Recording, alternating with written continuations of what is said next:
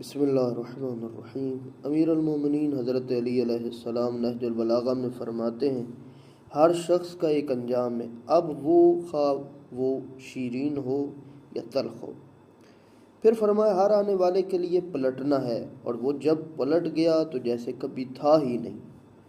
پھر فرمایا صبر کرنے والا کامرانی سے کامیابی سے محروم نہیں ہوتا، چاہے اس میں طویل زمانہ لگ جائے۔ پھر فرمایا کہ عہد و پیمان کی ذمہ داریوں کو ان سے وابستہ کرو جو ایک ایسے مضبوط ہوں، ایسے نہیں سست بندے کو، کاہل بندے کو عہد و پیمان کی ذمہ داری دے دو نہیں۔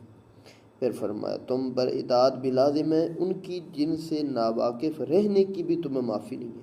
یعنی خداوند عالم نے اپنے عدل و رحمت سے جس طرح دین کی طرف رہبری رہنمائی کرنے کے لیے انبیاء کا سلسلہ جاری کیا ہے، اسی طرح ایمان